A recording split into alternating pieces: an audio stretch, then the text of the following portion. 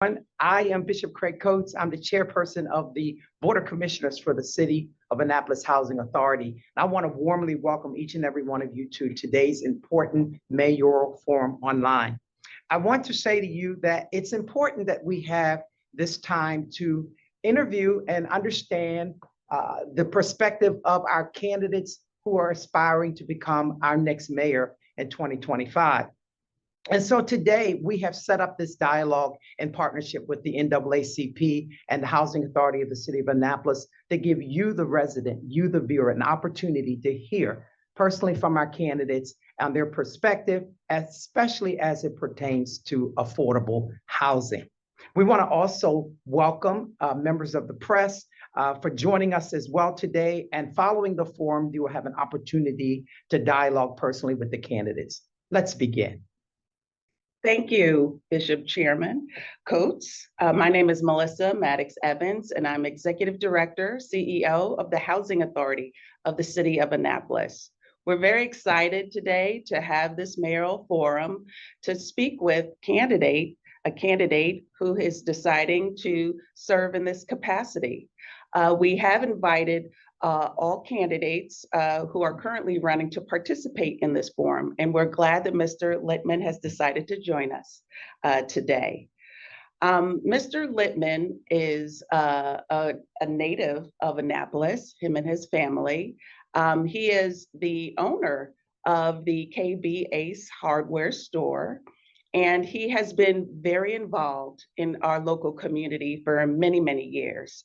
He has served as an attorney. He is an attorney. He is a graduate of the University of Washington in St. Louis and of the University of Maryland Law School. He has also served on the Annapolis City Council for many years. As alderman for Ward 5. And Mr. Littman is extremely active in the community. He cares about the community, and we are happy to speak with him today about just to hear his perspective on affordable housing, the city, HACA, and most importantly, the residents we serve.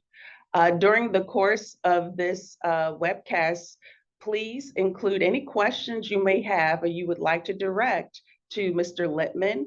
And towards the end of our forum today, we will be posing some of those questions that you provide us online for him to address. And now I would like to turn it over to Stephen Waddy from the NAACP. Hello, everyone. My name is Stephen Waddy. I'm the president of the Anne Arundel County NAACP. I'm originally from Columbia, Maryland. I went to Winston-Salem State University. I live in Severn, Maryland. I graduated from the University of Baltimore School of Law in around 2011. And I'm very happy to be here. I just recently became the president. It's my first term at the NAACP, but I've been a member since about 2016. And my great-grandfather helped found the organization in Baltimore. My family's Baltimore-based. They came up here after the Civil War from Virginia. So we're Marylanders on my mother's side. On my father's side, they've been here for a long time. And so we have deep roots in Anne Arundel County as well. And if you all don't know, Howard County used to be a part of Anne Arundel County. And my family lived in Elkridge on my mother's side. So there was a furnace, an iron furnace in the Elkridge area that the Black community worked at, and that's where my family lived. So we've been here a very long time, and I look forward to hearing from the alderman about his thoughts on the future of the Black community here in Anne Arundel County and in Annapolis. And I believe you have an introduction that you also have to give. Yes, thank you so much for the introduction, Bishop Craig Coates, Melissa Maddox Evans, and President Stephen Waddy. Really enjoyed that introduction. My name is Jared Littman. I'm asking for your vote to be mayor of Annapolis, and I'm thrilled to have this opportunity to be here off of Madison Street near Hawkins Cove, and to be have the opportunity to answer your questions when we get past our Q&A period. I'd like to share a little bit about my vision for Annapolis. If we can look into the future a little bit, what that might look like particularly for residents of the HACA properties. I would love to see the Robinwood development have gotten started. Residents who have had a smooth transition into current housing that's over 60 years old, into new housing that's cleaner, has addressed some of the mold and rat infestation issues and some of the other issues that are there. I would love to have Pastor Cheryl Menendez, who I work with on food distribution days, be proud of the community and the clubhouse that she has worked so hard at to be not only preserved, but elevated and cleaned up and modernized. As we look to other communities like Eastport Terrace and Harbor House, where we are today, I would love to see progress on the Choice Neighborhood Initiative, C&I project. And I would love for that also to be having a smooth transition so that people don't feel displaced where they have to move multiple times.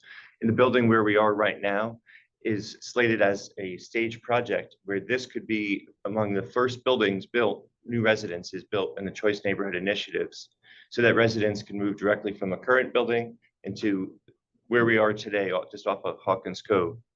I'd love to see that residents who currently feel disengaged with city government to feel like they have more opportunities to be engaged with their city mayor and the council and the city as a whole, because we're not only asking residents, we've changed from expecting residents to come to City Hall to share their concerns, with now we're coming to various communities on a rotating basis in each ward multiple times a year in different locations, so that it's easier for you when you're balancing multiple jobs and daycare and taking care of the elderly perhaps, to come and share your concerns, so that we can walk with you and we could share that when we're walking down the street, you could point out where that sidewalk ends and it makes it hard for you to take your stroller from your home to your local elementary school with your younger children, that because there's so many obstacles in the sidewalk and your sidewalk is just either doesn't exist or it's in disrepair. And then I would love for our communities, and we have about a dozen government assisted communities here in Annapolis, for residents of all those communities to have access to different parts of the city, because we've improved our walking and transportation infrastructure. So you can make it downtown to our new city dock with a park where you could picnic and you feel welcomed and have the opportunity to enjoy yourself and your family. That you have better access to recreation services, more green space, more access to trees and shade in your communities. So there's so many areas of improvement, but I want to share that that vision doesn't have to just be a dream. That I have the experience, as Melissa said, not only as an attorney and an engineer, which means you can read that as problem solver, but I have the experience of having worked in my hardware store that I've owned with my wife for over 20 years, of serving as customers, guests, and also employing people that live in communities and public housing. And I have a better appreciation for some of the struggles that people in public housing live through, whether it's having trouble meeting their schedule because they're also taking care of a grandfather or a single parent and they don't have a support structure, when school's out or someone gets sick, all the various challenges, people getting sick, employees have gotten sick and needed months of care. And we've worked with them to hold on to their jobs, because I know what a struggle it is to get a job, and we value our employees. Having worked with employees who've gone through addictions and recovered, and then identified when they needed help. And again, holding their jobs and being sympathetic and understanding how hard it is to live in society today. We have so many struggles. Everyone's problems are everyone's problems, and we could do better. And so I look forward to hearing your questions. Thank you for this invitation and the opportunity to be here today. I appreciate you. Thank you so much for your introduction. And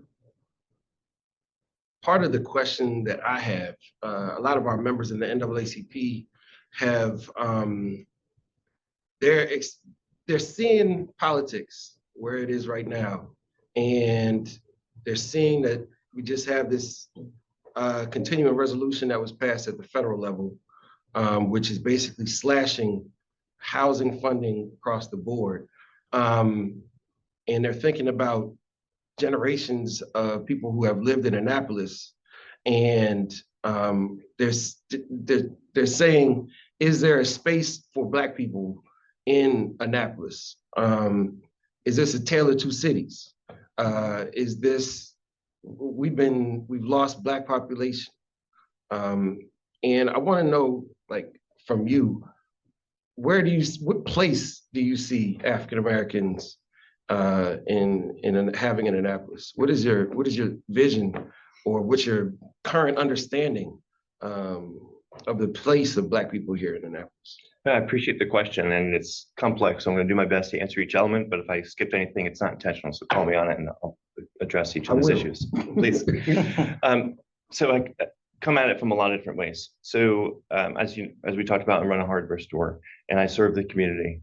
And the community that comes as guests of our store, and frankly, and I've made sure that our employees reflect our community as a whole. And so I valued not just white people and Black people, but Hispanic people. And frankly, that doesn't even do service to the amount of diversity we have, because there's also different ages and income levels and abilities. And so I value the diversity that we have in our community. I think we are all better when we have people of different experiences, and for you and I to have conversations with very different backgrounds, but if we are able to have a comfortable, civil, respectful dialogue where you might have a different perspective than me, that educates me and makes me more aware. And I find that not to be scary, I find that to be useful and productive. And so that's why I've tried to reflect that in my daily living. In our store where we have conversations, we are better, not just to check a box, but we are just smarter and more profitable, frankly, when we have people of different views and backgrounds. Mm-hmm. Looking at the broader perspective, I represented Ward 5, and Ward 5 had about a third Hispanic population, had significant African-American populations, obviously significant white population, depending on which community. And I worked really hard to make sure I addressed each community's needs differently. I don't speak Spanish, so I brought on someone who does speak Spanish as a volunteer intern. I work with people in the African-American community. Annapolis Overlook is community Ward 5, largely probably plurality of African-Americans. I want to make sure I serve their needs. And so I work really hard, and I think it's really important that our city government reflects listening. And so you notice my slogan is listen, unite, do. It's the first step in getting smarter is listen to what people's needs are. I personally don't like the referring to Annapolis as Tale of Two Cities, because I think life is so much more complicated than that. That your life as an African-American male is different than even Craig Coates' life as an African-American male. You have different perspectives. And then I'm going to guess that you're probably a similar socioeconomic class. There's such a wide. I don't know. You both look very fine and sharp today, so I'm going to put you in that category. But we know that that's not the experience. There's wealthier, there's less wealthy, and each of those. I think that's what the Tale of Two Cities speaks about, though, is that there's extreme wealth inequality, and I think that being in the public housing space, we've seen wealth generally transfers through housing, and African Americans have actually lost housing wealth. And so they see the public housing space as the social safety net, part of the social safety net. And like I said, the federal government is trying to destroy the social safety net. And then at the same time, African Americans are experiencing redlining, the retrenchment of the federal, the federal government itself is destroying the Consumer Financial Protection Bureau. All of the various foxes are running the hen house. So I absolutely share their concerns. As the mayor, that's what I'm saying. Yeah. It's like, as the mayor, do you see African American home ownership increasing? Because if people can't stay in the public housing and they have to go to a relative's house, it's gonna be 3 families in a relative's house. One in the basement, one in grandma's house, right? And so if she's under threat, how do you see that? 100%. And do you feel like that understanding that Black people this is nationwide, but specifically here in Annapolis? So I don't pretend to know every person's lived experiences that are different than mine. So, right. So when I say yes, I understand that. I don't want to overstate that I know I've talked to every single person. How do you see it? So I see that our various cities, county, city, state, did the African-American community a huge disservice by when the Old Fourth Ward, they call it Elder George called it, well, I don't forget what Go people ahead. call it. Yeah, urban renewal, or he calls it urban removal, as does Eliza May Robinson, in describing how people had home ownership at that time. And by moving people into rental housing, there was perhaps a, at best case scenario, optimistic scenario, an intent to give people housing. But by people losing generational wealth opportunities with home ownership, business ownership, community support. I talked earlier about needing a support structure and how that whole era of 1960s and 70s broke up that support system and put people into different communities, but importantly into rental communities, and lost that opportunity. My vision for the future is that when we talk about when we talk about helping people go from public housing to something else, that there's more buying opportunities. And perhaps that's part of the working with Melissa, perhaps that's part of the HACA community, there's opportunities to buy and own. Because I agree with you, home ownership is actually absolutely key to generational wealth transfer and helping one generation from the other. We need to focus on having more of that middle-sized housing so that people can make the jump from public housing to something that's less dependent on government support. Okay. And the other side, I think, is having, could you envision in your budgets having first-time home buyer assistance, having people who are specifically dedicated to helping to move people from renters into home ownership? I want to make sure that we're supporting our rental community in many ways, and making sure that we have tenant rights, that we have opportunities and service support. As far as this, where that would fall in this specific budget, I'm going to fall short of making a commitment to a city-funded rental commitment. It's absolutely on the table. How I envision making budget decisions is not in a vacuum like that, though. And so when the police department says we need another 40 officers, and the fire department says they need right now they need a peak emergency medic care, and a permitting office says, we've gone from this many permits to this many permits in 25 years, but we have the same 5 permit officers. I don't think we should be making budgeting decisions in silos, because they're all worthy causes. I'd like to, what I plan to do is from day one, start a strategic planning process. It's a very intense and fast process to have it reflect in the first year's budget to compare all those various needs. And so I plan to engage not just our directors, but our city's employees and staff, so they can reflect back in our communities as well. And so now we're identifying all priorities and ranking, and we're giving budget and time to the top priorities. And also the moderately priced dwelling unit program has, I think it's full, I believe, is the issue. Which is a change. So back when sorry to cut you off. Go ahead. So back when I was on the council, the MPDU system was actually not well used. There was only a handful of units, I think it was about 16 or so, and they were not being sold.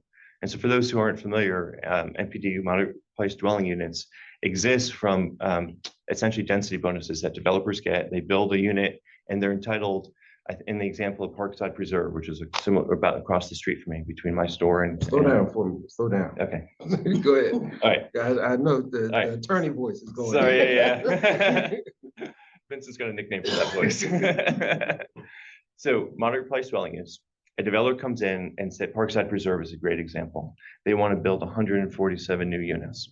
The city says, and I'm trying to give it the short version, yes, but you have to have 19 units that are minimum priced dwelling units. And they're supposed to be somewhat similar to the non-MPD units, so it blends into the community. So that's, Yes. So we have 19 units. Total in the city, I think we only have about 25 units. There's not a whole lot. And so when I was back on the city council, period was 2013 to 2017, there was only about 16 MPD units available. And the city and the developers couldn't sell them. People were not interested in them because they're on the small side. I expanded MPDU eligibility at the time to allow people with disabilities in the county to apply. And it's one of my proud success stories of somebody with a disability being able to move into an MPDU unit. I saw that over here in Eastport. There's in this building, there's the displays that the director has on the walls, and it talked about the number of people who are living in this community with disabilities, and it's disproportionately high compared to the rest of the county and to other units. So I only say that to say I hear what you're saying, but can someone from this community see themselves if there's only X number of units, and then now we're competing against the private market, and we're relying on the private market to build units, and the private market is now saying, you know, we'd rather build $350,000 and up units. We're not building anything below $350,000, which they haven't done for the past 20 years. You know, builders are saying, this is what we're going to build, and this zoning and, you know, our elected officials are saying, sure, go ahead. You know, we'll only require you to build, you know, I'll say this, the county level. That was one of the issues that the NAACP also we advocated for, was an increase in the percentage of those types of units. We were rejected. You know, the bill itself, we had the bill sponsor come to our meeting. We requested that African Americans be specifically added into the bill language. As you hear, this is a way out. Yeah. And we're asking for ways out. We were rejected. So, you know, this is the type of like conversation. Yeah. If you see the expansion, maybe this is an issue at the federal level, federal, state, and local level, that race is being rejected as an actual consideration. Right. In housing, even if there's disproportionate impact. So my question is, are there other ways, you know, health, you brought up disability, zip code, location, that you can provide incentives for people who live in these neighborhoods that are served by HACA to be able to access an expanded moderately priced dwelling unit, to be able to get into home ownership, get into a renting that is something that they can afford. I think you described the problem very well, and that's absolutely part of my plan to address. I think we're going to be in alignment on those issues. And so how I would address the issues.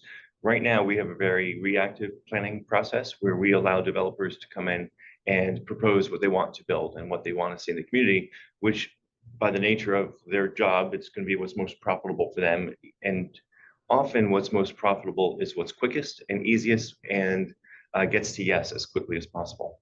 And so what we need to do is be more proactive in designing, changing our zoning, changing our permitting process to incentivize the type of housing that we want. And so if we don't make any changes, we're just going to get more of the same old, the problem gets worse, Right. as you described. And that's why I'm suggesting we need a lot of change in that area.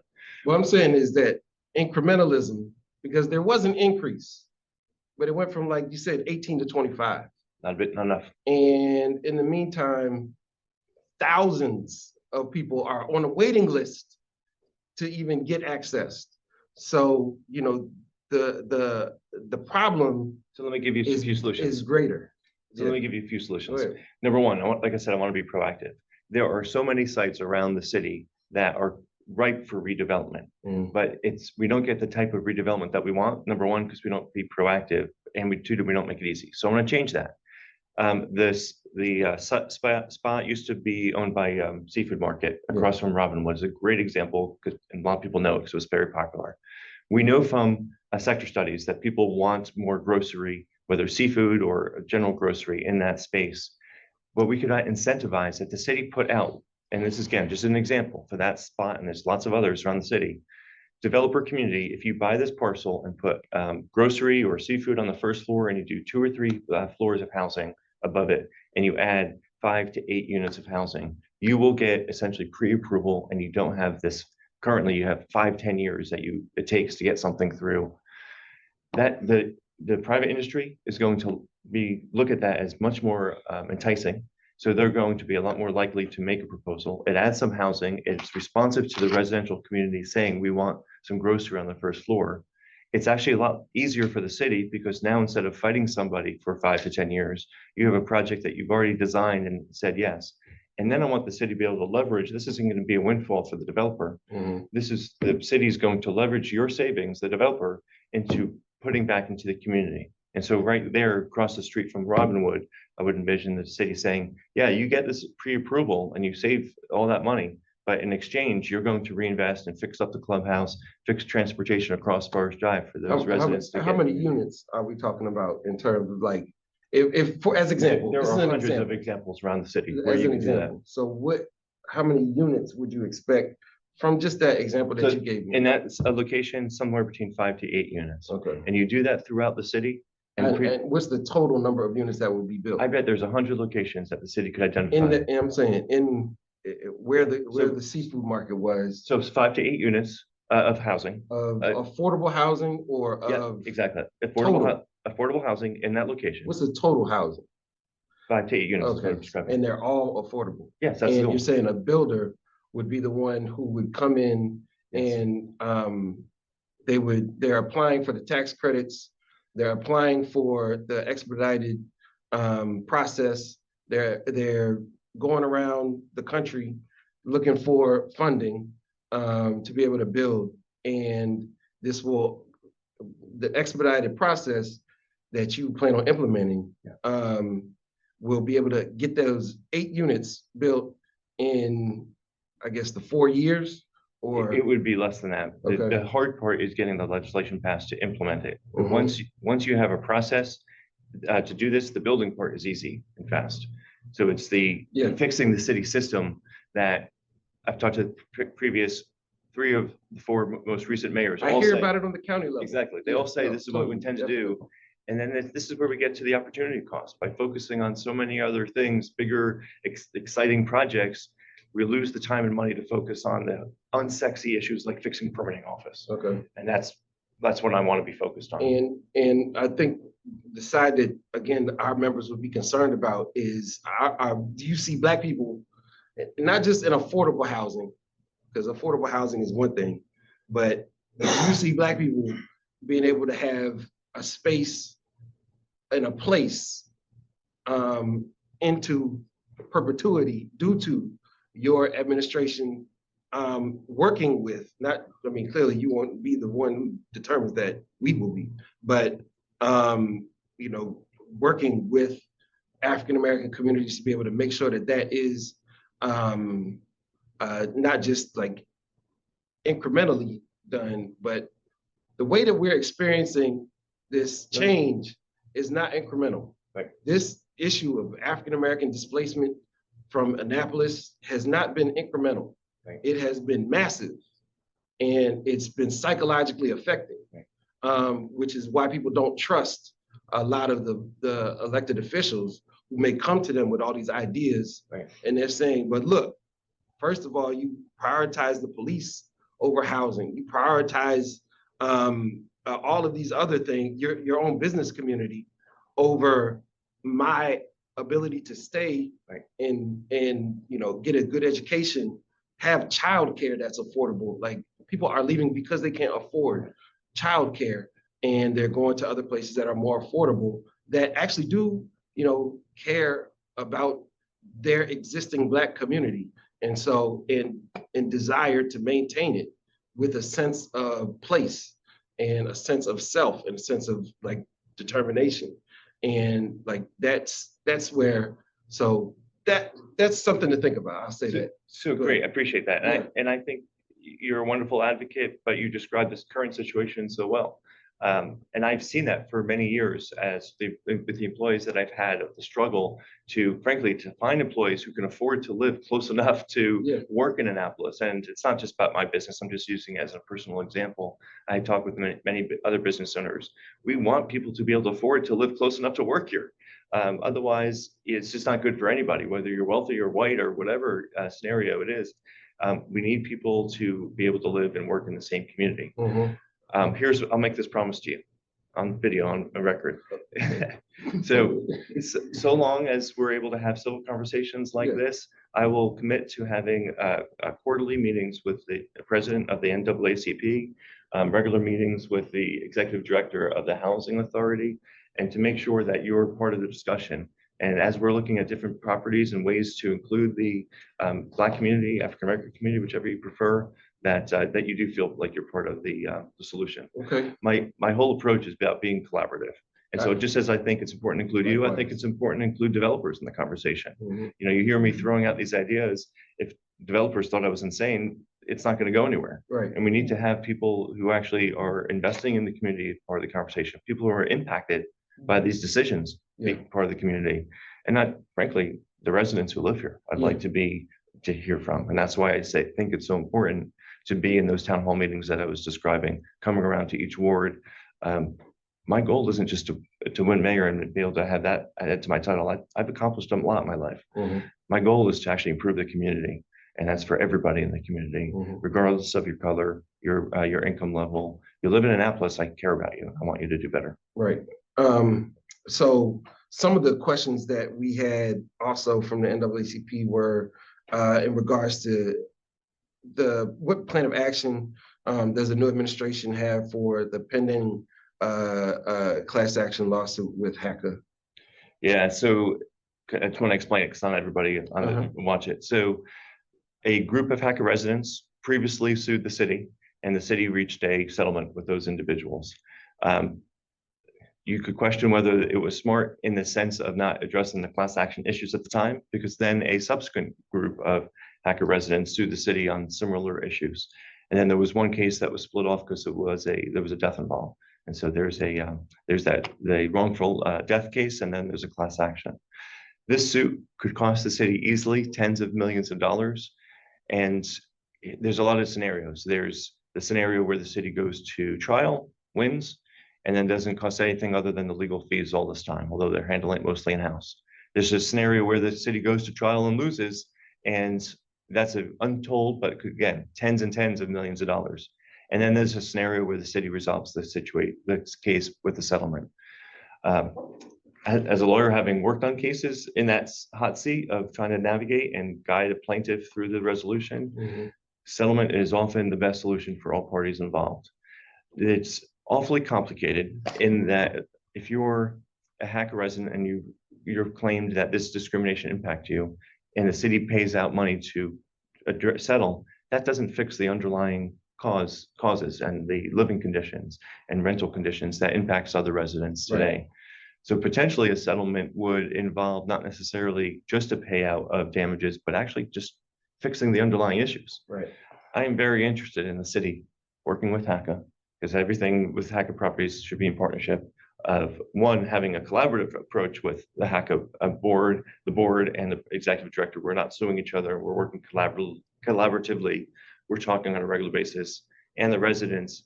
And so my vision is to resolve those suits. I prefer a settlement. I don't know what that settlement looks like. I don't have, I'm not privy to enough of the details. I don't think, and you know, I would as mayor, of course, and be able to dive into it. But I'd like to address the underlying concerns in a way that's fair to residents that live in HACA and to the residents that don't live in HACA as well. Right. So the Morris Bloom Senior Apartments have ongoing broken elevators. Have they been fixed, or do you imagine them being fixed, or so dealing? I'll say this: when I went to district court the other day, and on Monday, and I saw a warranty of habitability case regarding a senior who lived in who had not paid rent and lived in the Morris Bloom Apartments. Can he rely on your administration to be able to make sure that there's properly working a stove? Stove was one of his issues, and it did get fixed, so it was working. But there was an issue prior to that. Thankfully, you know, the people who the property managers were diligent in their work and doing the work. Can they rely on you to be having them as an ally in your administration? I appreciate the question, and I can only I have sympathy and empathy for that individual who, if living up in an apartment building without a working elevator, I can only imagine how difficult that is to be able to survive day to day and not have a working stove, not be able to cook for yourself, increases your expenses, and it's harder than it should be. Life is hard, and that's an example where it's harder than it really should be. To answer your question at the end, would I be an ally? Yes. The mayor cannot work alone in this issue. The mayor needs to be able to not only work with the executive director of HACA, but also have a strong board. The mayor's role is in nominating individuals for the HACA board, and then of course they get confirmed by the city council. And I take that responsibility extremely seriously, to have people who are knowledgeable and would be helpful to the cause of improving the lives of those individuals. Could you see having an ombudsman in your cabinet that would be able to take these types of issues from the tenants and bring them to your concern? I would even say, like, having somebody at the district court, also like having free parking at the district court. I think Howard County has free parking, but that might be the only, I know Baltimore City does not have free parking at their rent court. So it's something where if you are in the building, you can see that someone owes rent to, one of the HACA properties, Right. and then they need that help. You can be that person to give them, or that have someone in your administration to be able to make that. Yeah, I appreciate that example. It's just another example of where life is harder than it should be. Where if you're in More court, expensive than it should be. yeah, and it is. And if you're already in court because you had trouble paying your rent, obviously another $10 or roughly whatever it costs is a burden. The city doesn't own the Navy Stadium parking that's people are parking. The city doesn't own the Growls parking lot, but the city does have other garages, and so there is an opportunity where we can do some problem solving of how can we use what's in the city capacity to solve that problem. So whether it's city garages, city transportation needs, we have the Magenta shuttle. And so maybe that person doesn't park in a lot that the city doesn't control. Maybe they park in a lot that the city does control, and then provides that free transportation. Or the city can validate the parking, Yeah, and again, because the city doesn't own everything in this Right. in this scenario, I don't know that we could have that system, but I'm open to figuring that out and making that parking situation easier. But you raised another issue Yeah. before we got into that. In terms of having an ombudsman Right, thank at you. the cabinet level. Thank you. One of the things I would do differently than has ever been done before is I would have someone in charge of housing. We talk about how important public safety is, so we have a police chief. We talk about how important fire safety is, so we have a fire chief. How important permitting is. We don't have some. We talk about how the housing crisis we live in. It's one of the 3 crises I'd say we're living through right now. Definitely. And What are the other 2? Hold on. yeah, What are the other 2? I would say we have a environmental crisis Okay. with the city drowning. We have a housing crisis, and then I'd say we have a budget crisis with losing support from our federal state partners. Okay, go ahead. Yeah. I'm listening. So we have people. We have a budget officer. We have someone in charge of environmental issues. Yeah. I'd like to have someone in charge of housing issues, Okay. and it would be number one. It would be looking out for tenant rights and making sure that tenant understands what their opportunities are for navigating through a landlord, making sure the leases are legally appropriate, but also identifying other properties in the city, like I talked about earlier, helping identify where we could have housing. Earlier I talked about the problems with silos, answering your budget question as a silo. So often we come up with, what do you want to do with this property? Should it be a park or should it be housing? In a vacuum, that's a tough decision. We need to have a housing plan for the entire city to figure out, work through those tough issues of, okay, if we're not going to have housing here because we're going to have a park and we want people to have access to green space, then where are we going to have housing? Because we need to have more of that moderate sized housing in our city. And so that person potentially could be the ombudsman that you're talking about, working through housing. It's potentially the point person for the executive director to reach out to. But that's the scenario that I would envision. Where in my mind, I'd like to work through with the people on this in the planning department is that whether that's a function of planning or that's a mayor's office or a city manager role. Because it overlaps with what you're saying with community constituent services. And so as we're talking about constituent services those are just some of the thoughts. So obviously it's not all worked out because I need to collaborate with other people to work those details. And it's a new idea. Yeah. So you have to get definitely the city council to agree, and Yep. that it's definitely something that you have to propose. I hear you proposing. Yep. So there's a lot of questions, and how much time do we have? Okay, so we have a lot of questions. The other side. By the way, if we don't finish today, I'll be happy to have a conversation with you offline, and you and I can have a conversation. I'm available to you, is my point. You come to NAACP meeting, you definitely would be Thank you. asking those questions. I haven't seen you. I have been there. but not You since- have been. Yeah. You have been. And I did see you at the at our redistricting meeting that we had.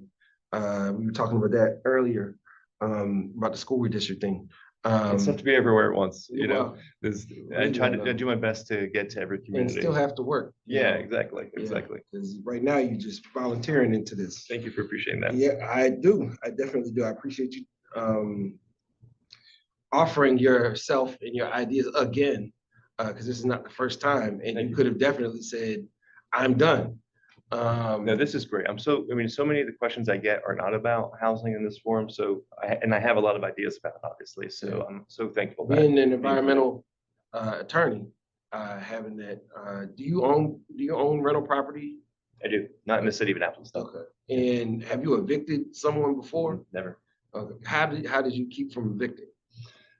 I've never had this instance where I've needed to. Mhm. Frankly, I've had the good fortune to have good tenants, and they've How do you paid. choose the good tenants? It's tough. So I've been interviewing people in life for a long time as a business owner, Mhm. and applied for people applying for jobs. And so I use credit score as a barometer for tenants, and work past history of paying on Mhm. time, and talking to the individual. I got a sense now. A lot of to be transparent though, I haven't done a lot of the tenant screening myself. I own it with my wife. Right. And so for many years while I was running the hardware store, she was running the rental property. Have you ever been to a rent court situation? Not personally. I'm trying to remember if I ever was, as an attorney. I don't think I have. I've been in that type of court because I handled a lot of cases in district court. Mhm. I did a lot of civil prosecutions in my role as an associate county attorney for Montgomery County. Okay. So that's not rent court, but it's the same type Yeah. of court where I've got a docket of 80 cases, 100 cases to get through in 2 hours. And it's intense. But none of those were rent situations. Okay. Okay. So in terms of HACA, how do you define the city's role in supporting the housing authority of the city of Annapolis? It should be collaborative. So these are city residents. And I think too often it's too easy to say, this is Melissa's problem. She's got, she runs HACA. All the city does is appoint board members like Bishop Craig Coates, and then stops there. But these are HACA residents. And so I'd love to have a situation, frankly, back in my alderman days, there was a chief of security, and that chief of security, Joe Johnson, former Annapolis police chief who's endorsed me, he was very familiar with these issues. And he worked with the then city chief of police and addressed security issues. Mhm. I'm not saying it was perfect, but there was that level of communication. And so I would envision working with HACA in a way that, how can we address public safety issues throughout all of Annapolis? Recently we held a public forum, and we brought in, Melissa was there representing HACA. We had the sheriff for the Anne Arundel County, which of course is also our sheriff as the city. And they had a wonderful conversation, which I was fortunate to be a part of, where the sheriff was saying, I've got a lot of open warrants for people that, including people that are in housing authority. Let's talk this through of how we can work together. Did the sheriff bring up a bill that he wanted to get passed this year regarding sending the sheriffs out to do the rent evictions? Right. So having somebody, one of the things that our concern is at NAACP is that we are escalating evictions to life and death situations by the sheriff with a gun being there. I'm sure landlords, and I was a property manager. So I mean, I'm like, okay. And at one time I went to go collect rent, and these people had not paid in a while. And as I was talking to them outside of the house, there was, this is off Mosier Street in the city in Baltimore. And there was gunshots that we heard, off in the distance. And the tenant somebody just got laid down. That was a conversation. And so like I, there was no sheriff there with me, you know what I'm saying? Right. And not that I felt unsafe, because it's not something that I felt unsafe about, but I can see people that would feel unsafe in that situation, one, and also that's why I did the work, because I knew how to handle myself in those situations. But could you envision having a municipal or city eviction process that removes that badge and the gun from being present during those situations Yeah, for private landlords? It's a great question. Sheriff Sesker didn't bring that up in this forum, but I had a separate conversation with Sheriff Sesker where he was talking about the thousands, tens of thousands of cases that he's responsible for involving eviction notices and how much of a drain it is on his resources. It was something like, I'm forgetting the number, so forgive me for not being accurate here, but it was something like 50 to 60% of his work, his department's work, is working on eviction cases. Say that again. It was huge number, something like 50 to 60%. Again, don't hold me to that number, but it was a massive amount of the sheriff's department's time is focused on eviction issues. And this is not work that he thinks is a good use of his sheriff's time. Right. And so I would love to continue working with our various partners, the sheriff's office, people in the rent space who can, who've done this elsewhere. There's got to be better models out there. Right. I gave a poor example as to, the argument, because you did once, you would have been better off having the sheriff in your example. No, because I've been in situations, like I said, where sheriffs have escalated situations with tenants that would not be violent otherwise, or tenants that were not violent. Right. And there was no need for this type of intervention. You know what I mean? So I can see why there's thousands of, first of all, there's a problem that there's thousands of, people not paying rent monthly. This is not just, years. This is monthly that he's doing this work across the county, because the median rent is so high. It's $1,800. An example he gave. His office has to post a notice on someone's door, and he realizes that's embarrassing to the person and creates all kinds of problems. So just his share of time going out to the door, posting a notice, is something that he would like change to some sort of electronic or format. But he can't do it. The mayor can't change that. He can't change that. That's a state legislature problem. And so I think a lot of the issues you're talking about do involve changes in the state law. Right. And so we would need to, again, work with other partners. I recognize that Annapolis is a really fantastic city and we're so fortunate to live here, but it's a small jurisdiction that touches all these different entities. We need to work with our partners. There was a group that used to be called, it was like the capital, I'm blanking on the name of it. It was representatives of the city, the county, the state, housing authority, Navy, St. John's, and they met quarterly and to address shared issues, because Annapolis is the hub of so many other entities. Capital Commission, I think was the name. Sorry, I'm blanking for a second.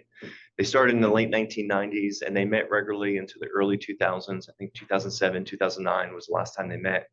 And then it stopped. And, I won't cast aspersions to why it stopped, but I would love to restart that. And I recognize Annapolis is the small player here and the mayor is the small player here, and that's okay. I don't need any credit for any success. But if we could start working with our county, state, our delegation, our federal delegation, NAACP, Housing Authority, I'd love to work collaboratively. I read, I'm going to get off a little topic for a second. I read Pam Brown's report, Poverty is Plenty. Any entity reading that sees the massive problems, and none of us can solve it individually. But if we could have a capital commission again, that each starts working at how we could have some shared solutions and start taking care of our responsibilities, our areas of improvement, I think we can make a lot of improvement for a lot of people. The community foundations report, definitely, we've used that often in our advocacy, especially around housing and transportation. I think the Alice report is very important as well. In terms of resident engagement, how would you create channels for residents to share feedback on city services? I would love the question, and I alluded to it earlier. Right now we have a process where you can come to City Hall twice a month roughly and share your concerns. not everybody has the means to come on a Monday night, 7 o'clock, or might not feel comfortable speaking in front of a large audience. Even for those practices, it can be a little intimidating. I want to do a better job of having the city come to the residents. And so I talked about the town halls. I also would like to see our directors more visible, because then it's not just, oh, that director of planning works doesn't understand my sidewalk. It's no, I met with Chris and Chris saw this and understood the problem. We have city resources, not a lot, but we have some. Wouldn't it be wonderful if we could rotate around the city where we bring those resources? So it's, again, not requiring everyone to come to us in City Hall, but we were in Robin One on a designated times that was predictable and you could plan to. And we went to Eastport Terrace with certain resources. City does that a little bit already with these pop-up fairs. They do it more in the summer than the rest of the year. Have you attended them? Yeah. How often are you in attendance at those? So I've attended a handful of them. Frankly, I've been disappointed with the engagement. And so I see the various tents. Melissa's been represented. I think I've seen the NAACP. The resident engagement? It's been very important.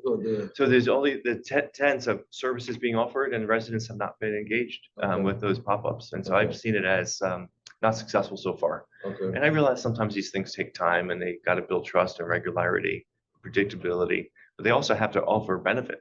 I mean, if the residents aren't coming, I also ask, are they just not seeing a benefit to showing up? Mhm.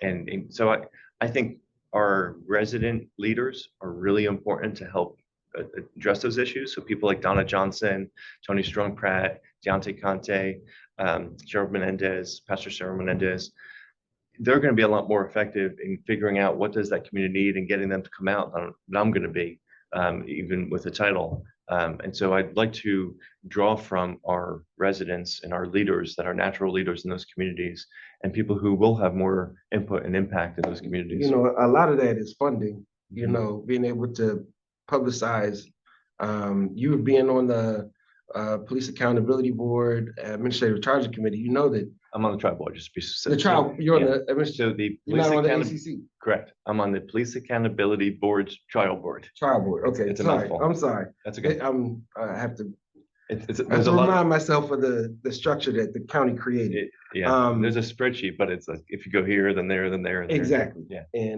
But at the same time, it's not well known, you know, Right. people, they need money for people to know that they receive complaints. And so that's why I say in terms of these pop-up fairs, it helps to be able to fund their publication. What's the word I'm looking for? Yeah. Come on, Bishop. Publicity. Yeah, publicity, there you go. Thank you. Okay. The To publicize. you the man with the words, I can't. Thank you. Doing all right. Thank you, You're doing sir. great. But yeah, I think that is a reason why a lot of residents don't engage. Listen, you were at the redistricting meeting. People were saying we need to do more TikToks, and I think trust Right. was one thing that Ron Clark brought up, was that people may not come because they don't trust that these Right. organizations are going to be able to help I'm solve. glad the you brought up problem. Ron Clark saying, when I was listening to other people, I should have listed Ron Clark and her Yeah. mega program is fantastic. It is, and she's doing a wonderful job, and it's so optimistic, hopeful.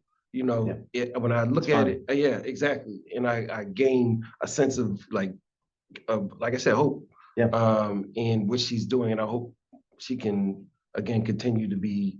I think I don't know if it's publicly funded, but if you can support it, I think that's something that would be helpful as well. Go ahead. Did you want to finish? I that? do. Well, again, I apologize if it looks like I'm taking us off topic a little bit, but when we Mhm. talk about hope, I think it's so important. And the police chief, I was at the caucus meeting last night and he talks about it again. I've heard him talk about it before.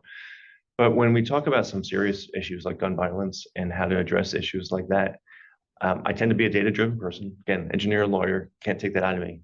But there are programs that show hope and ways to make our communities safer. And so one of the examples are a program that addresses teenage boys, especially, of teaching them how to cope with emotions and how to express themselves and how to deal with conflict. I teach middle schoolers, so Yeah. uh, Yeah. And so when you have programs like this that exist elsewhere that have proven success, mhm. those are the programs that I think, data-driven should dictate where funding goes. And programs like that do give hope. And God bless you for being a middle school teacher. That's Right. got to be a tough job. Right. It's fun.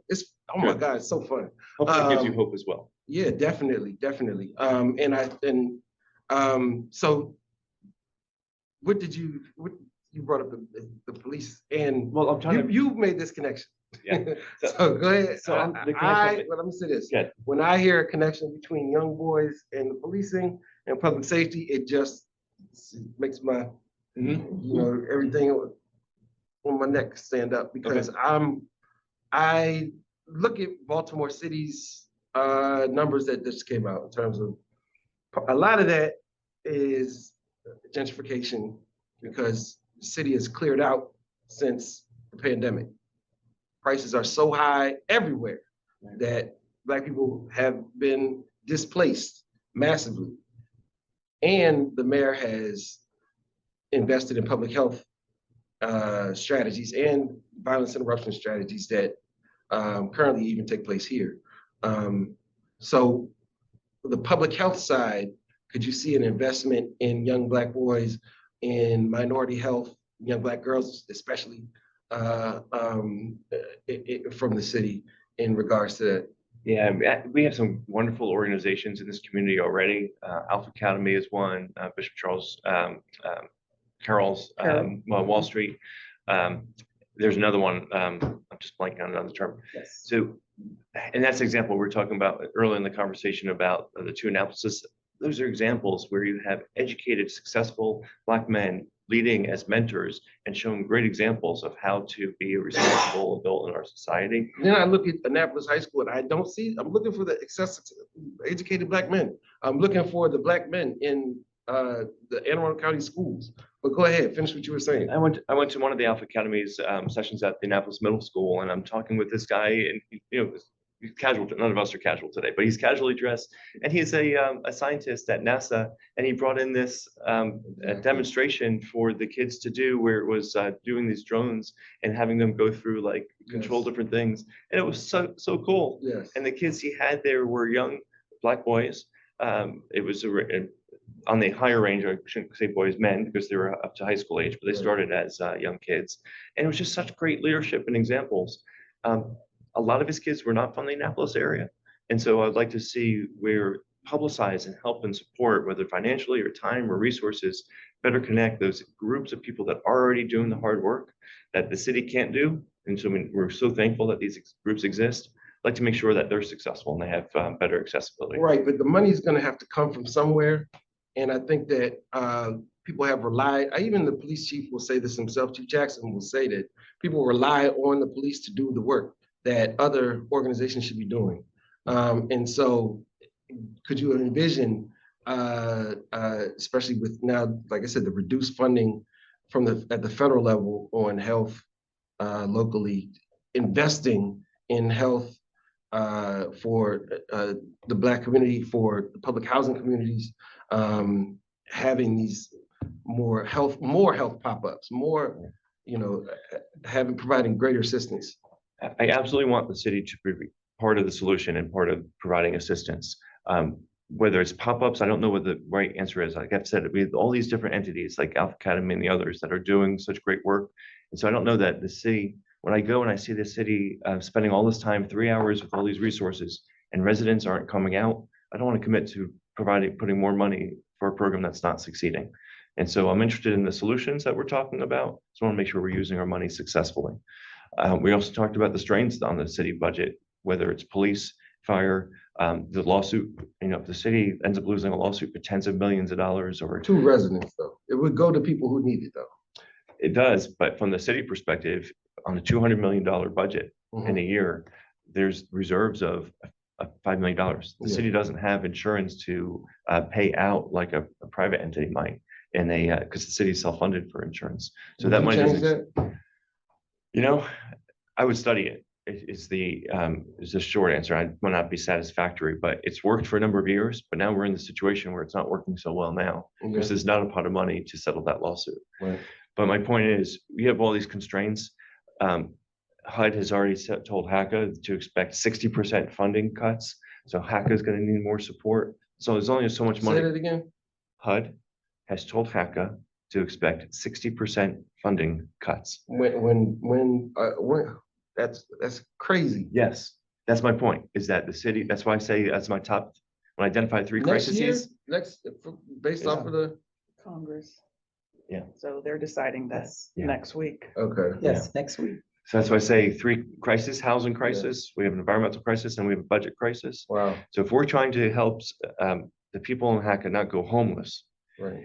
and we're trying to pay out a lawsuit, and we're trying to fix the city from sinking and from going underwater, literally and figuratively when it comes to finances, I'm not going to make overpromise how the city budget's going to be used. We're going to navigate a lot of challenges.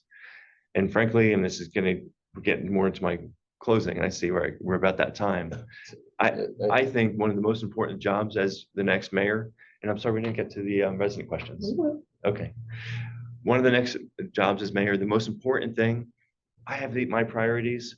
We're not going to be able to get to all of them as quickly, as well as we want to, because we're going to have to navigate these additional challenges that are put on us as a city, whether by lawsuits or reduced funding from our state and federal partners. We don't know what that's going to look like, as part of my point. And so you need somebody, the city needs somebody that's experienced in handling those difficult challenges. And I've done that, frankly, as a business owner. The year after I bought my hardware store with my wife, we went to this great recession. You know, I'm looking at 7 figures of debt hanging over my head. I need to take a successful business and grow it so I can pay back the debt from buying the business, and I've navigated through that. Employees leave, employees have different challenges. Let me just finish one thought. Navigating through the pandemic, every business owner, let alone that one that had to stay open, got to stay open to serve the public during our health crisis, with employees saying, I'm out, I'm not helping.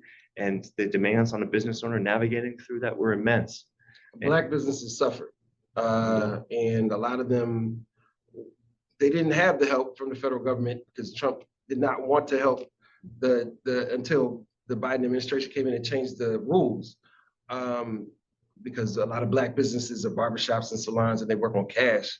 So they weren't receiving the same types of federal dollars because they couldn't justify how they were being paid. So it was something that I only bring that up to say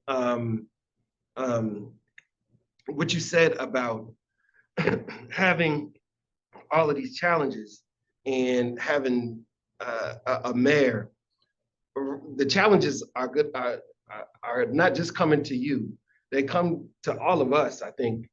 And we have people who are unemployed coming at us, who are looking for jobs. They're looking for work, and I don't know if I have a trusted partner in the city government or the county government to be able to fight for the African Americans who are being put in hostile work environments.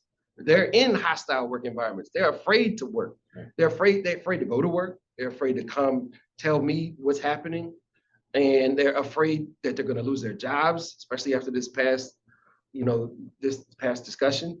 And it's been like this since at least January. So I think that there's a deep well of like distrust that it's not something that the NAACP or any organization alone can remedy. I think it's going to take leadership from the city to say, or the county to say, we are not ignoring what's actually happening.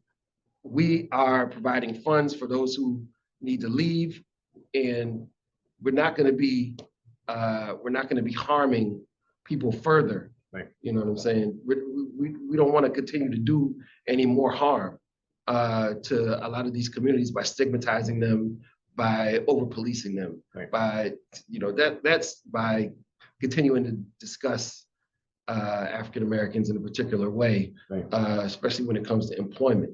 You know what I mean? Those are the things that are what you say coming up on the horizon.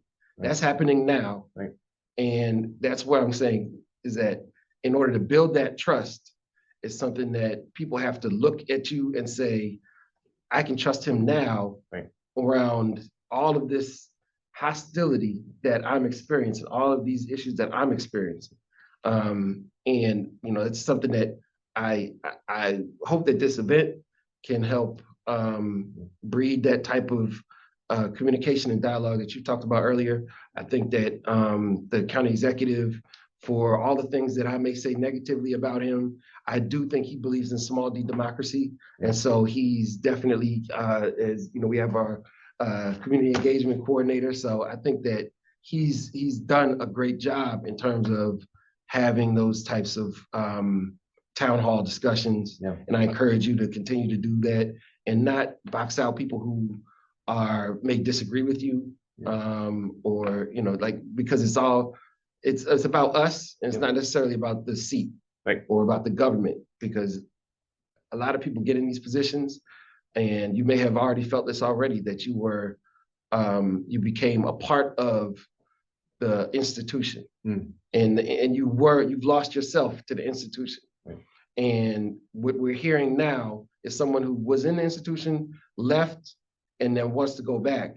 And so we have to be able to trust that person as a outsider can maintain the same level of care and concern in a hostile environment, that the rest of us who are outsiders are experiencing as well. Yeah, I appreciate the concerns, and certainly I see them as well. I'm not blind to them. I'm aware of them, and I hope that people can trust me. I think I've earned that trust in various ways, but I realize that whatever words I say to you don't mean anything compared to the actions that follow. And so, like the investment advice, you can't predict the future, but you can look to past history. And when I was on the city council, I was an independent-minded person that didn't just fall in line with the Democratic position or the anti-Republican, that I was independent-minded. And I was often, I had both clashes with Josh Cohen, who was the Democratic mayor when I started, because I'm not going to just support just because you're a D and I'm a D behind our names. I am doing this because I believe in the opportunity to improve our community. Right. I don't need this as another measure of success in my life or as a stepping stone to anything else. My plan is to do this, again, not just to be mayor, but to serve our community the best way possible.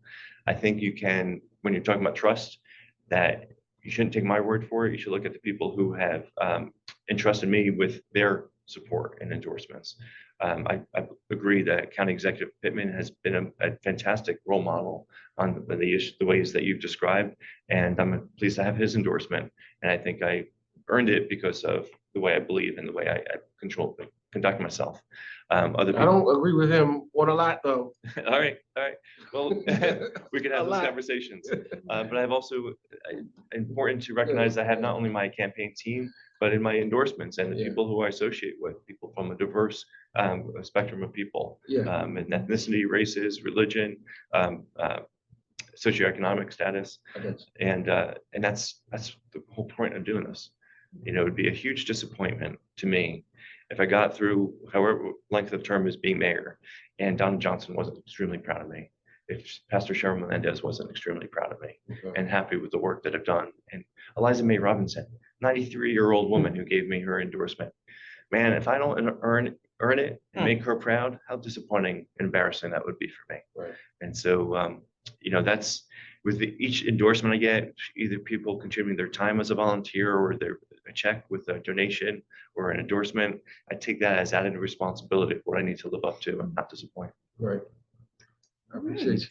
So now we have a couple questions from some of our viewers that have been watching today. So I'll read them to you. As we all know, the mold issues that are being addressed during the litigation that you mentioned earlier, how does your administration ensure that these issues are being heard and that they're addressed before it gets to that point? Yeah. Also, within that, see the rest of the, and how would you ensure that residents are being educated on issues regarding environmental justice and environmental issues? Yeah, mold's a particularly tough one because because it could affect different people differently. There's so many thousands of different types of mold. And frankly, and I also want to recognize the relatability to how hard it is to imagine living and raising children in a home where you know that just the home environment is a danger to either yourself or your children. It's got to be so frightening. And that, you know, as my wife and I have 2 kids ourselves, and I can't imagine just the concern about raising our kids where home isn't safe. And so I'm absolutely appreciative of the concern. I was just talking with Senator Henson about this mold issue because she introduced legislation and got it passed, legislation on the mold issue that envisions some standards being set. And that's one of the challenges with mold. So even today, the public health community has now established what standards are safe for mold, let alone there's so many different types. And so her legislation, which was passed, envisions the Maryland Department of the Environment, which, by the way, I worked for twice as an intern, both during my college years and then my law school years. MDE creating standards for what is safe as mold. That's going to be a heavy lift. And so MDE is supposed to issue the standards according to this legislation by 2027. But I think there's some skepticism whether that's going to be happen. Part of the concerns that homes are built more efficiently now. And so the homes used to be incredibly drafty, which was not good for air efficiency, but it was good to control mold. And as homes are now being built in a modern style, they're being built as a tighter air envelope. It's encouraging more mold growth. The Willows is an example of a project where they're actually incorporating dehumidifiers into the construction of those homes. And so that should be helpful in reducing mold. I know I've got 2 dehumidifiers that operate continuously in my house that address the issue. Education is so important. It's recognizing what it looks like. So even with a dehumidifier running in one part of the house, if you're have hot showers and you don't have the right paint on your ceilings, you recognize the little black marks on your ceiling, and then the caulk, recognizing what it looks like. So not only are there different types of molds, there's different solutions. So what sometimes a dehumidifier, I'm a hardware store guy, so forgive me for not trying to do a self-plug, but there's frankly simple solutions if it's mold that's being caused by hot showers, for instance. But if it's being caused by poor construction, as in some of the examples in the Bywater area because of how it's constructed and how stoves are getting mold, and that's not a homeowner concern. Right. So it's extremely complicated. I would like the city to be part of the solution and working with, again, you heard me reference the state, MDE, or state partners. HACA, these are HACA properties. I would like to be part of the solution, whether it's using our inspectors to help identify during certification processes or annual inspections. And so I look forward to you and I or whoever's in our roles working together. Great, thank you. And one last question. How will your administration ensure that community city grants are not continuing to be allotted to the same types of organizations year after year, that new organizations could have an opportunity to take advantage of city resources and support, particularly as they're starting new businesses, new programs? It's a great question, and frankly, I'll expand the question before I answer it. There's also the concern by some entities who've been around for ages, but they're smaller, and they get overshadowed by bigger entities that get the grants and then farm out their work to these smaller entities who are actually doing the hard work and grants because they've been around a while and they know how to do it. And so we need to revamp our process. We haven't had a chance to talk about it today, but in general, when I talk about what I would do, how I do things differently, I'm big into accountability. And I try to be fair, but I'm tough. And that if you're someone that's reporting to me and we're going to do a process, we're going to talk about goals and you're going to have a lot of input on how those goals are set and a timeline. But then we're going to have accountability. We're going to establish what does success look like, and then we're going to evaluate whether we're successful or not. And being unsuccessful doesn't mean someone was a failure. It means maybe there's a lot of obstacles in the way. My job as a leader is to remove barriers and make sure somebody has the opportunity to be successful. And then when given the opportunity, that they are then successful. Our grants program needs a level of accountability that does not exist today. Yeah. It's a problem, and we keep on doing the same thing over and over again, expecting different results. Right. Or maybe we don't expect different results. We're dissatisfied with inadequate results. Exactly. And that doesn't stand with me. Yeah. And so when I would look at the grant program, I would like to revamp it not only in the accountability standpoint, but to identify what we're trying to accomplish with those grants. Similar to when we were talking about building, we're passive and we just accept whatever permits come in, and then we say whether it meets code, approve it, or disapprove it. Right. With grants, I'd like to be proactive as well and identify the specific services that we're looking for and then various entities that all provide that service could demonstrate how they're the best one to provide that service. And maybe hopefully it causes those various groups that provide similar services to collaborate. And so rather than give 5 different entities that do similar services a small amount of money, I'd rather give one grant for a large amount of money and have a greater chance of success. Interesting. Thank you. So any final thoughts before we wrap up for today? Would you like to share with us or the audience? I appreciate that. Pleasure having these conversations. I appreciate the questions. I learned, frankly, from having the conversations and being asked the questions to know what's on people's minds. And so I appreciate this opportunity. I'm here in the Housing Authority headquarters having this interview because I care about the Housing Authority and the residents here. I want you to be able to look. I'm looking at the camera and but hopefully you see me in the eye looking at you. You having my word that I'm here because I care about you and I want to make life better. We have so many significant problems, but they're not unending. We need a leader who can prioritize and manage through difficult problems by being collaborative. We have so many wonderful partners, including those in this room, who could help us get to results. They won't be perfect. There'll be some mistakes, but by listening and collaborating, listening, unite, do, listening, collaborating, and then doing the hard work, we can make progress. You'll see a very transparent administration. And when I talk about transparency, that doesn't mean I'm going to be impeding police investigations and reporting information that they shouldn't. What I mean by transparency is we're going to be engaged with the city staff and identifying priorities. And so that if we have 100 priorities and we say we only have the time and money to focus on the top 10, we're being transparent about what we can't do right now. It doesn't mean we're not aware, and it doesn't mean that they're not important, but we can't do everything at once. Otherwise, we won't do anything well. So that's the type of leadership style I would bring to our city government. Even if you think life is really good now and you didn't want any change, it's really important to recognize that maintaining something good takes a lot of work. When I started at the hardware store in 2004, I took an ongoing, thriving business, but then I added my own fresh ideas to make us even better. If I hadn't done that, we wouldn't be on social media. We wouldn't be doing online ordering. We wouldn't be doing deliveries. We now have a more diverse workforce. We now have a more environmentally minded business. We're the only business in the city that generates 100% of our own electricity. I started a program that has now raised over $184,000 to donate to local schools. And those funds have been without strings attached. So the schools get to use the money how they see best because we think they're the best ones to make those decisions. I've shown over and over again that as a business leader, my main motivation is not about profit. It's about engaging the community, treating customers like they are part of the solution. When you talk about a complaint as a customer, I don't hear it as a complaint. I talk about it as an opportunity to improve. And I would bring that same culture of getting to yes to city government so that everybody in this city believes and sees that their city government cares about them and that they are not just a problem, but they are part of the solution and they are cared about and loved by their city government.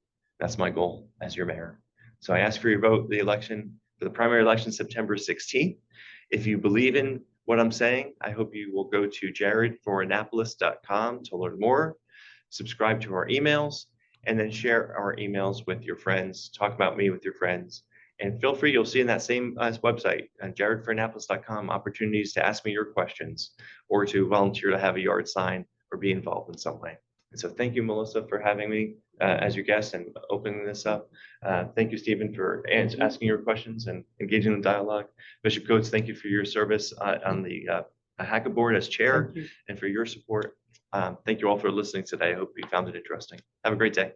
Well, thank you, Mr. Lippman, for joining us today. It was a very engaging conversation, very informative. And so we appreciate you taking the time to speak with us. And thank you, Mr. Waddy, for moderating this conversation and asking some very challenging questions and things that the viewers really want to know. So we really appreciate your candidness and your insights also. And of course, thank you, Bishop Coates, for joining us today. Absolutely. And most importantly, thank you, the viewers who have been with us and who have had the chance to listen to candidate Lippman today. And we hope that you enjoyed this and this will be recorded. So you can view later if you like, and you can share with others, and we will be posting that soon. So we hope you all have a great day. Thank you. Have a great one. Can I make one correction? So earlier you had said I was from the area, so I just want to correct. I grew up in New Jersey, went to school in St. Louis, and then came to Maryland for law school back in 1994. Oh, okay. So I've been in Maryland since '94. It's my wife's family that grew up in the area. My wife's parents started the hardware store back in 1974. Well, I'm so- from Jersey too, so. All right. Okay. There you now. go. I won't ask you what exit. 13. Anyway, thank you for joining us. Just wanted to correct the record. Thank you. All right.